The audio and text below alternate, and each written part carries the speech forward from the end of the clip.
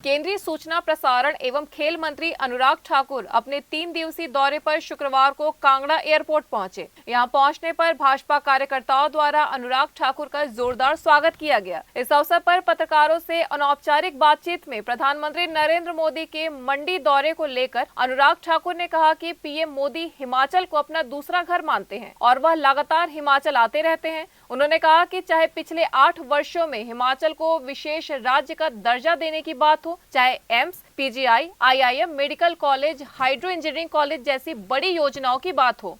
उन्होंने कहा कि मंडी और बिलासपुर में जुटी रिकॉर्ड भीड़ ने यह बता दिया है कि प्रधानमंत्री मोदी के प्रति हिमाचल के लोगों का अपार स्नेह है। केंद्रीय मंत्री अनुराग ठाकुर ने कांग्रेस प्रदेश अध्यक्ष प्रतिभा सिंह के बयान को लेकर एम्स को पूर्व मुख्यमंत्री वीरभद्र सिंह की सोच करार दिए जाने पर दिए बयान को लेकर भी पलटवार किया है। उन्होंने कहा कि कांग्रेस अपनी लिस्ट जारी कर दे जो उनकी सोच विचार में आज भी है। उन्होंने कहा कि कांग्रेसी सोचते बहुत है परंतु करते कुछ भी नहीं है। अनुराग ठाकुर ने कहा कि 2014 में मोदी सरकार बनने पर पहले बजट में ही प्रधानमंत्री नरेंद्र मोदी ने आईआईएम और एम्स बिलासपुर जैसे प्रतिष्ठित संस्थान हिमाचल को दिए थे। उन्होंने कहा कि वीरभद्र सरकार ने 3 साल बाद आंदोलन जैसी स्थिति उत्पन्न होने पर एम्स के लिए जमीन उपलब्ध करवाई थी। वीरभद्र सिंह ने तत्कालीन केंद्रीय स्वास्थ्य मंत्री डॉक्टर हर्षवर्धन को पत्र लिखकर आईजीएमसी शिमला या फिर टांडा मेडिकल कॉलेज को एम्स बनाने के लिए लिखा था, लेकिन तब केंद्रीय स्वास्थ्य मंत्री ने इसके लिए नई जमीन उपलब्ध करवाने के लिए कहा था, क्योंकि एम्स एक्ट के तहत किसी पुराने स्वास्थ्य संस्थान को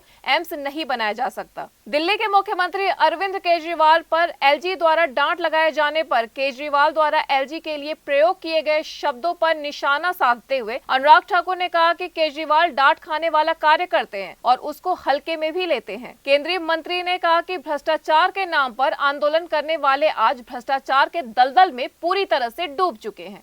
माननीय प्रधानमंत्री जी हिमाचल प्रदेश को अपना दूसरा घर भी मानते हैं और जिस तरह से पिछले 8 वर्षों में हिमाचल को विशेष राज्य का दर्जा देना हो या फिर एम्स, पीजीआई या medical college, hydro engineering college से लेकर आईआईएम और बाकी सेंट्रल यूनिवर्सिटी तक बहुत बड़ी देन प्रधानमंत्री नरेंद्र मोदी जी की है। एक के बाद दूसरा दौरा किया, ये तो उनका दूसरा घर है।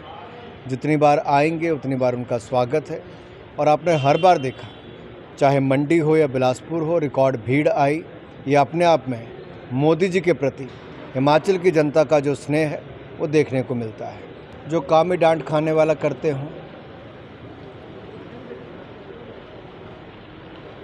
और इसको हल्के में लेते हों कि भ्रष्टाचार के नाम पर जो आंदोलन करते थे आज भ्रष्टाचार के दलदल में डूबे हैं। अरविंद केजरीवाल जी की सरकार, उनके नेता, उनके मंत्री एक नहीं एक के बाद दूसरे स्कैम में पाए जाते हैं। चाहे स्वास्थ्य मंत्री हो या शराब मंत्री हो, वहाँ पे भी नहीं चला तो अब बिजली में भी कोई कसर खाने की नहीं छोड़ी। मैं चाहता हूँ कि कांग्रेस अपनी वो सारी लिस्ट जारी कर दी जो उनके सोचो विचार में आज भी हैं। वो सोचते तो हैं, करते कभी नहीं हैं। 2014 मई में जब पहली बार सरकार में हम आए थे, नरेंद्र मोदी जी देश के प्रधानमंत्री बने, पहले ही बजट में मोदी जी ने आईआईएम और एम्स हिमाचल प्रदेश को दिया। वीरभद्र जी की सरकार ने 3 साल लगाए, जब आंदोलन जैसी स्थिति आ गई थी तब जाकर ज़मीन दी। पहली चिट्ठी वीरभद्र जी ने ये लिखी कि आईजीएमसी शिमला को बना दिया जाए या टांडा मेडिकल कॉलेज को बना दिया जाए एम्स।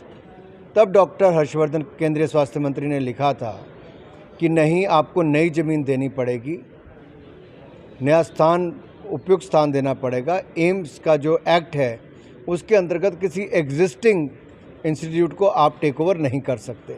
शायद कांग्रेस के लोग पढ़ने लिखने में कम विश्वास रखते हैं, लेकिन मैं तो इसके पहले दिन से मांग से लेकर एम्स के घोषणा जब हुई तब से लेकर और उसके बाद प्रदेश सरकार के साथ लड़ाई, ज़मीन लेने की लड़ने तक सब जानता हूँ क्या क्या हुआ। तो कांग्रेस के लोग कम से कम अच्छा इसी बात को याद करवा रहे हैं कि अगर 3 साल विलंब एम्स हुआ, नहीं तो 2019 तक बन गया होता। 2017 तक तो उन्होंने केवल ज़मीन ही दी थी। जिनके संस्कार जितने होंगे उतनी ही बात करेंगे।